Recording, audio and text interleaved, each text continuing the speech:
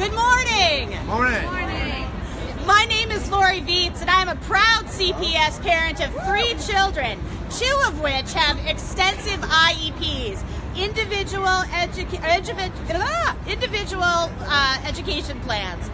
I am here today to stand with and for over 1,000 CPS parents and concerned citizens who have signed a letter outlining a clear list of demands regarding Forrest Claypool and CPS's institutionalized, illegal, and systematic violations of the rights of students with special needs since July of 2016. My oldest child is in 3rd grade, so this is my 6th year of being in special education through CPS.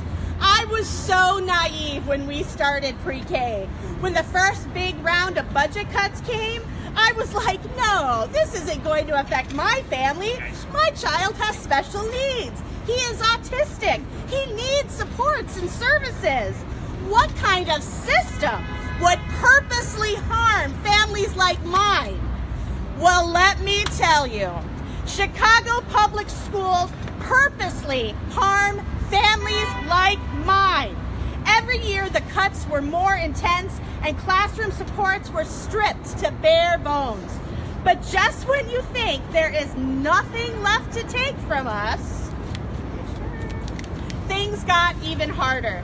It started to feel less like bureaucracy and more sinister, like there was some secret mission to destabilize special education, make it nearly impossible for children to get proper placements, to get IEP minutes met, to get the proper amount of paraprofessional support. Parents were fighting for months just to have their child's diagnosis recognized by CPS. Teachers were overwhelmed with documentation requirements that made it nearly impossible for a child to get help. What was happening? Was there some diabolical manual that was suddenly being followed? Oh wait, there was. The CPS Special Education Procedural Manual, created by accountants and full of illegal restrictions and directives aimed at turning a profit at the expense of vulnerable children. Forrest Claypool not only intentionally set out to harm families like mine, he paid over $14 million to do it.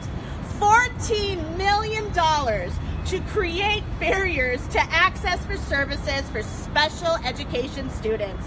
Oh, he will try to spin what he was doing as trying to help us get a better education, to not burden children with services and supports that they legally and morally require. Oh, please, don't tell me that by giving us less, you are giving us more. Seriously, don't. Don't talk to us about MTSS, multi-tiered system of supports, and individual counseling and behavior contracts, etc., when you have created a deep school budget cuts resulting in a student counselor ratio of 326 to 1, or student to social worker ratio of 1,100 to 1, at a time when parts of this city are seeing epic amounts of violence. Dramatic cuts in the number of special education teachers and support staff. 280 fewer special ed teachers since 2015. Only 139 librarians are left in Chicago public schools. We are asking that he be held accountable for his actions. Mr. Claypool just said, change is sometimes misunderstood, often resisted, and always hard. He is right. Change can be hard, but we are ready for a change in CPS. We are ready for him to be fired. We are ready for funds to be returned to special education. We are ready for an elected school board. We are ready for special education teachers, IEP, and 504 teams to be empowered to do what is best for our children. Yes. And each individual child deserves that. A city that has $2 billion in tax breaks for a corporation like Amazon can afford to support its children. Thank you. Now, I would like to thank some of the aldermen who were able to sneak out in between meetings, Tony Folks. And I would like to also introduce Alderman Munoz, who has a few words to say. Well, buenos dias. Buenos dias. Good morning. It is unconscionable what has been brought to light by this special report of WBEZ, where we are moving, the Board of Ed is moving against the grain in how to better educate, how to better assist these young men and women, these children who depend on their individual education plans. And the fact that we're paying these consultants $14 million to tell us, basically be bean counters and say, here's how you can save some money at the expense of children. Think about that. This is how you can save some money at the expense of children. Is unconscionable, immoral, and illegal. That's why we have to stand up to these cuts, and that's why specifically we need an elected school board that will be representative of the city, that will hear the plight of the needs of our children. Because at this point, these parents are advocating not for a new street light, not for a new sidewalk. They're advocating for their children. Think about it. And these consultants and their pinstripe patronage are basically telling us, if you cut here, you save $2 million. If you cut there, you save $3 million. If you cut here, you save $2 million. Add that up, it's real money. At the end of the day, it's the children that suffer in our classrooms. Thank you. I would now like to introduce Jen Jones. Good morning. Spread thin doesn't even begin to describe special ed staffing at CPS. Despite his teachers and doctors recommending services for my son, my family waited over half the school year for a meeting to discuss which services my son could receive. All the while, he was struggling with issues that could have easily and successfully been supported and overcome. Our school was following CPS timeline protocols. The problem was, and still is, it is severely understaffed. One social worker, 3 days a week, in a school with 850 students, it's not hard to do the math and quickly realize that the special needs kids are not getting the services they need. I've advocated at the CPS board meetings on behalf of my son and all CPS kids with special needs. I'm often ignored and met with blank stares from board members. After reading the WBEZ report, it became clearer than ever that CEO Claypool is not fit to lead this district and does not have the best interests of children like mine with disabilities in mind. Our students already face enough challenges, and they deserve a district leader who values them and doesn't treat them like expendable line items.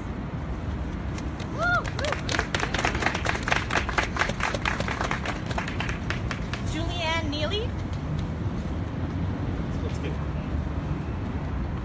Hello, I am the lucky parent of an incredible 3-year-old child who survived in the face of challenges most of us can't begin to fathom. This is his story of triumph that meets an impasse that will not budge because it's reinforced by a bureaucracy that relies on policies incapable of accommodating the special needs of a medically complex child. Most of the early days with my son are a blur of tests and specialists weaving in and out of hospital rooms as I watched him become more and more dangerously frail with each passing day. One of my most vivid memories with my son was during one of many hospital stays, trying to sing him the song, "You Are My Sunshine," but never making it through the song as I tried to beg the universe not to take him away. At some point in the darkest part of our journey, my son was assigned a home health nurse who has truly saved his life. She provided him with the one-on-one intensive nursing care he needed to begin to thrive. Today, my son is bright and vibrant. My sunshine is ready for school, but rigid CPS policies are preventing him from being there with his nurse. Because of his complex and unique needs, my son spends 3 days a week at home with his nurse and 2 days a week at an early childhood program, and he should be transported to his CPS classroom all 5 of those days. Yet CPS will only provide the transportation services included in his IEP from 1 location, not 2, despite that he would simply ride the bus with his sister, who's going from the same place to the same place at the same time. They won't let him get on the bus with her. They have told me that they will not allow 2 separate locations, no matter what. CPS policies like this leave no room for the beautifully unique circumstances that diverse learners come to the table with. If my child was typical, he would absolutely be at 1 location 5 days a week, but that is not the journey he's been given, and he needs a district that is willing to support him on that journey, rather than limit him based on policies that only prevent him from accessing his classroom. Thank you. Can you give us your name and spell it, please? Julianne, J-U-L-I. In front of the mic. Oh, I'm sorry. Hey. Julianne, J-U-L-I-A-N-N-E, Neely, and as Nancy, E-E-L-Y. Thanks, Julianne. Good job, Julianne. We're now going to hear from Lottie Steele. Lottie. There you are. Come on up.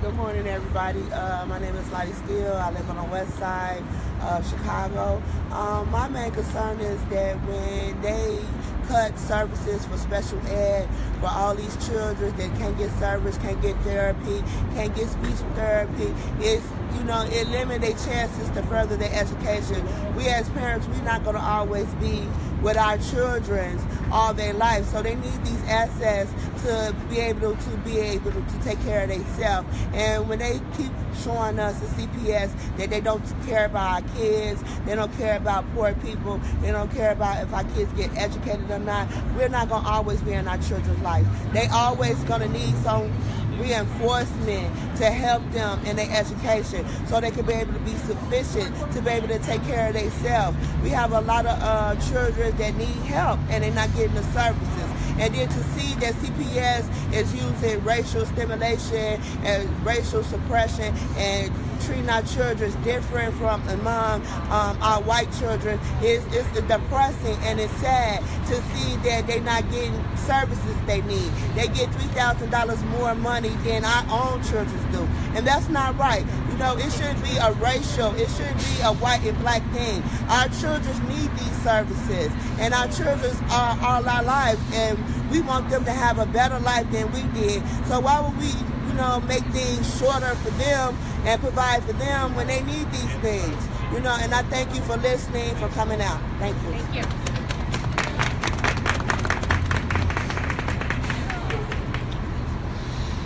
Christine Palmieri.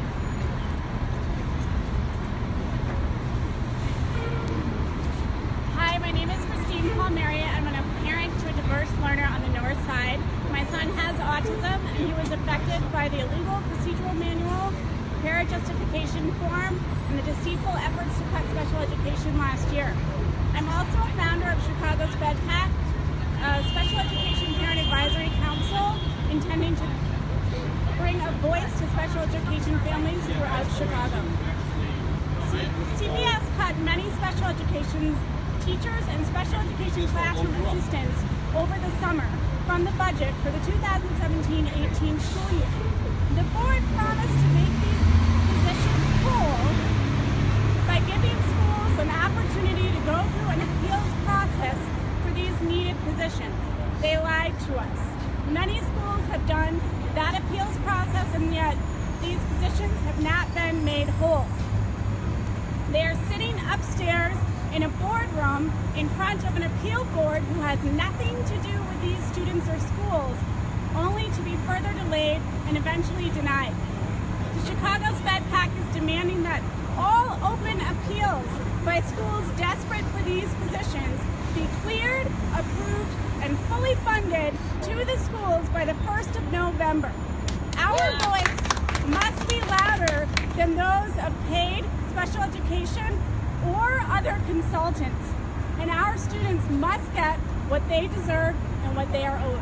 Thank you. That's right. Vanessa Foley. The 5 times that I appeared in front of the board, not once did Claypool apologize.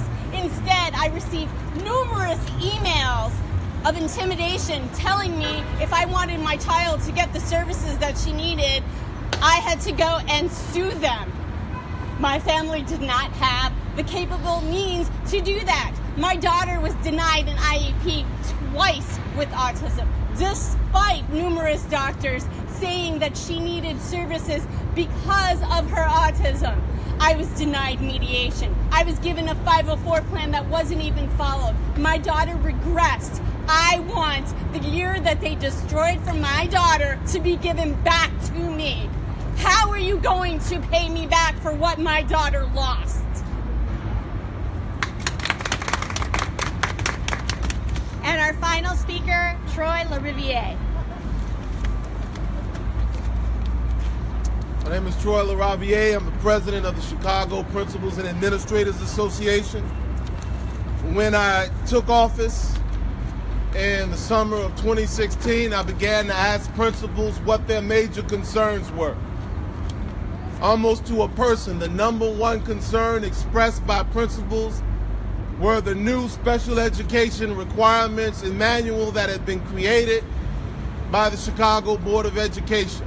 They were saying that it was hampering their ability to get students with special education needs the services they required.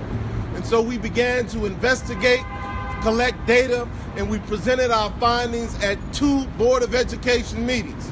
And we're so grateful to WBEZ and Sarah Karp for following up not only on the data we presented, but following up on the concerns expressed by teachers and parents across this city.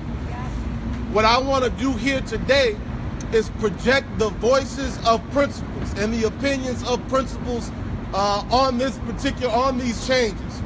2 of the most nefarious things that she found were the reduced budgets and the cumbersome data collection requirements, extra data collection requirements instituted by CPS to delay and deny services. And so we instituted 2 surveys last year. Over 450 principals responded to these surveys, and here are some of the results. Overall, 91% of respondents stated that their school's mission was not being supported by these new data collection requirements. 85% went even further and said that these new processes actually undermine their ability to accomplish their school's mission and get students the resources they need. 85% of the principals who lead these schools said these rules undermine their ability to get resources to the students who need them.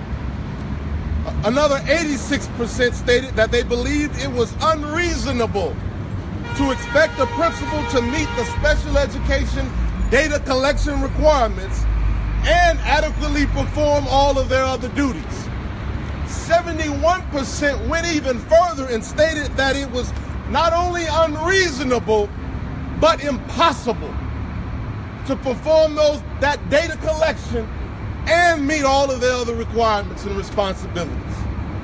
And nearly 80% stated that their special education budgets were grossly inadequate. Beyond those survey results, principals were also asked to submit direct statements in response to a prompt asking for open-ended comments on the changes in special education. Here are 8 of those comments. We've gone an entire year understaffed despite completing a never-ending staffing appeal. An OD-LSS manager was sent out to audit our staffing allocations. This is the 3rd time in the process our current staffing allocation was reviewed. This understaffing has negatively impacted student performance, teacher morale, and safety. Number 2, what is unconscionable is the copious and redundant processes now required to justify referrals and paraprofessionals. Additionally, our paraprofessionals are now dividing their time between doing their job and spending hours a day logging 15-minute increments of their time and neglecting their duties. Number 3, we were denied an additional position. We're still in need and running an extremely poor program as a result of the shortage. Comment 4, the district administrator has blocked or stalled every staffing request. I'm interviewing. I can't do this anymore. My building is going up in flames by design. It's just sad. Our kids are trash to them. Those are the people who lead our schools, their voices. Number 5, I'm not going to deny services to a kid. Ethically, I can't do that. But the system is so rigged that it incentivizes denying services. Number 6, the district gives schools less money and then tells principals they have the autonomy to figure it out. But it's not autonomy if you only budget enough money for me to feed 5 people when I've got 10 at the table. All right. Number 7, the process one needs to go through to obtain an additional special education classroom assistant is ridiculous. It's almost as though they're trying to discourage us from even asking. If the district truly wanted this mountain of data on special education students, they would have funded the extra staffing to collect it. Instead, Claypool spent $14 million of our tax dollars on consultants to develop this anti-student data collection requirement, but didn't spend a dime to give schools the additional staffing they would need to collect that data. Lastly, one principal captured this sentiment perfectly when he wrote, "The district treats our children like they've already failed and are therefore not worth the investment." We've been calling on Mr. Claypool to resign or be fired. But I want to remind us that Mr. Claypool was appointed, and he was appointed to do exactly what he's doing. And so while he is certainly deserving of our ire and the sentiment that we're projecting in terms of asking for his firing, Yes. we have to make sure we direct some of that toward the administration that appointed him to do exactly what he's done to our children. Yes.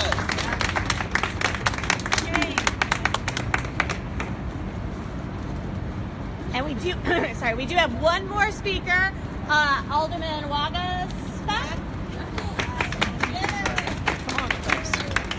Alderman Scott Wagaspak, 32nd Ward. It's pretty clear that the mayor, Forrest Claypool, and CPS have lost their moral compass and failed these children and these families in their legal obligation to provide the right kind of funding, equal funding for these children. Yes. If they can't fix their priorities, they should step aside. That's Thank right. you. Amen. Thank you so much for coming out. Does anyone have any questions?